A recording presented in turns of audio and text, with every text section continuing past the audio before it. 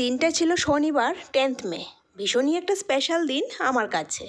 আর এই স্পেশাল দিনে ভালো মন্দ কিছু রান্না না করলে তো নাই হয়, তাই না? তবে যেহেতু আজকে শনিবার আর জানোই তো তোমরা যে শনিবারে আমরা নিরামিষ খাই, তাই নিরামিষভাবেই কিছু একটা রান্না করে নেব। ঘরে যা আছে তা দিয়ে সিম্পলভাবে কিছু একটা রান্না করব। এই দেখো, এত কথা বলে যাচ্ছি, কিন্তু স্পেশাল দিনটা কি সেটাই কিন্তু এখনও তোমাদের বলা হয়নি। স্পেশাল দিনটা হয়েছে আজকে বরমশের বার্থডে, তো সেটাই হয়েছে স্পেশাল দিন আমার কাছে। তো তার জন্য কিছু একটা রান্নাবান্নার ব্যবস্থা করছি, ডিনারের আয়োজন করছি।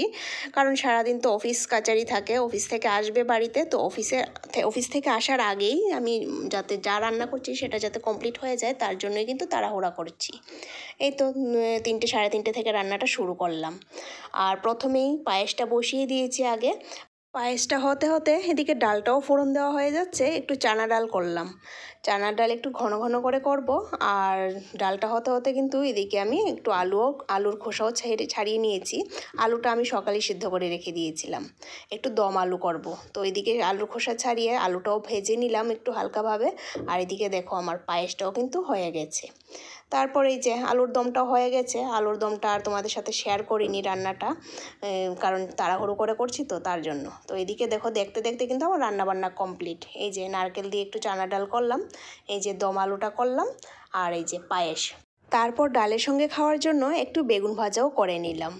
আর করেছি একটু পোলাও। যেহেতু নিরামিষ তার জন্য আর বেশি কিছু করিনি। আর কালকে তো সানডেতে ননভেজ আইটেম কিছু একটা রান্না করা হবে, তার জন্য আজকে এতটুকুই করলাম। তো এদিকে রান্নাবান্না শেষ করে কিচেনটা গুছগাছ করতে না করতেই এদিকে বর্মশাই অফিস থেকে চলে আসলো। আর ঘরে ঢুকতে না ঢুকতেই বলছে কি সুন্দর একটা স্মেল বেরিয়েছে। তো এইটাই হাসতে হাসতে বলতে বলতে ঢুকছে। তো যাই হোক, ও অফিস থেকে আসার পর ফ্রেশ হয়ে গেল, একটু বিশ্রাম করে নিল।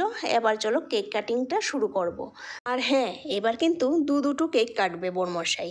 এই যে দুটো কেক ফ্রিজ থেকে বের করে নিয়ে আসলাম। বর্মশাই আসার আগেই দুটো কেক চলে এসেছে ঘরে।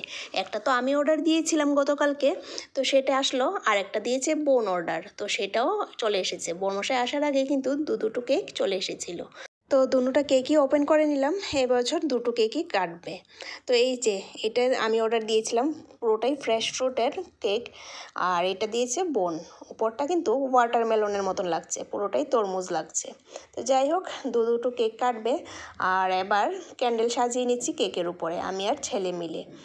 বাস, রনি এবার সবগুলি ক্যান্ডেল জ্বালিয়ে নিল। এবার চলো কেকটা কেটে নিক।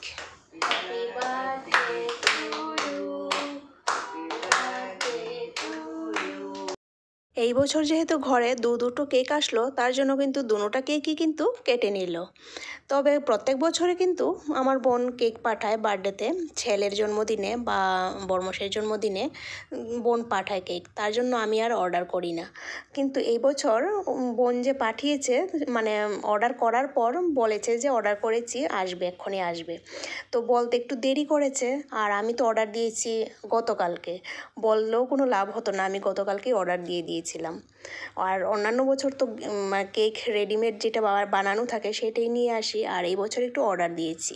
তার কারণ হয়েছে আমাদের উপরের ফ্লোরেই একজন কেক বানায় আর কি, ঘরেই বানায়, তো ওখানেই অর্ডারটা দিয়ে আসলাম আর কি। তো সে যাই হোক, ব্যাপার না। দুটো কেক আসলো, দুটো কেক কাটলো, আর আমরাও বেশি করে কেকটা খাবো আর কি। আর আমাদের ঘরে তো কেক শুধুমাত্র আমরা 3জনই খাই, মা তো খায় না কেক, মা পছন্দ করে না। তাই দুটো কেক একটু বেশি হয়ে যাবে আর কি। তবে ব্যাপার না, ফ্রিজে রেখে দেবো, ফ্রিজে রেখে রেখে খাবো। যেই কেকটা 2 দিনে শেষ হতো সেটা না হয় 3-4 দিন লেগে যাবে আর কি। তো এদিকে কেক কাটা কমপ্লিট, এবার সবাই মিলে ডিনারটাও সেরে নেব। আর আজকের ভিডিওটা এই পর্যন্তই। আবার ফিরে আসছি নতুন দিনে নতুন আরেকটা ভিডিওর সাথে। আর আজকের ভিডিওটা কীরকম লেগেছে তা কমেন্টে অবশ্যই জানিও। ভালো লাগলে প্লিজ একটা লাইক করো। বাই।